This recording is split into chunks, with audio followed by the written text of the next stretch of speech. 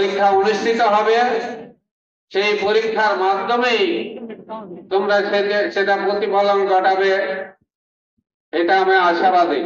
মুন্সিরহাট জি&এ আলী উচ্চ বিদ্যালয় কর্তৃক আয়োজিত 2025 সালের এসএসসি পরীক্ষার্থীদের বিদায় ও সংবর্ধনা এবং বার্ষিক মিলাদ অনুষ্ঠান অনুষ্ঠিত হয়েছে।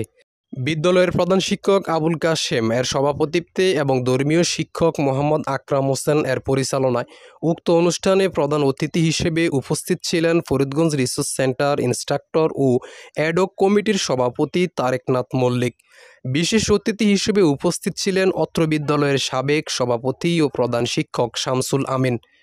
তোমরা যা শিখছো বাকি দিনে যেটা শিখবা একটু মনোযোগ সহকারে ওই জিনিসগুলোকে আবার একটু আলোড়ন করো, আবার দেখো।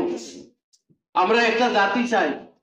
এছাড়া আরও বক্তব্য রাখেন ঢাকা মাইলস্টোন কলেজের সহকারী অধ্যাপক মাইনুদ্দিন, মূলপাড়া শামসুদ্দিন খান কারিগরি ও বাণিজ্য কলেজের সহকারী অধ্যাপক মেজবা উদ্দিন, মুন্সিরহাট আইএস ইসলামিয়া আলিম মাদ্রাসার আরবি প্রভাষক মাহবুবুল আলম, লক্ষ্মীপুর সরকারি প্রাথমিক বিদ্যালয়ের সাবেক প্রধান শিক্ষক আব্দুর রব এবং উক্ত বিদ্যালয়ের সহকারী প্রধান শিক্ষক কাজী সিদ্দিকুর রহমান এই বছর এসএসসি পরীক্ষার্থীদের বিভিন্ন দিক নির্দেশনামূলক বক্তব্য প্রদান করে এবং নকলমুক্ত পরীক্ষা অনুষ্ঠিত হবে সেই লক্ষ্যে প্রস্তুতি গ্রহণ করার জন্য অনুরোধ করে সমাপনী বক্তব্য দেন বিদ্যালয়ের প্রধান শিক্ষক মোহাম্মদ আবুল কাশেম।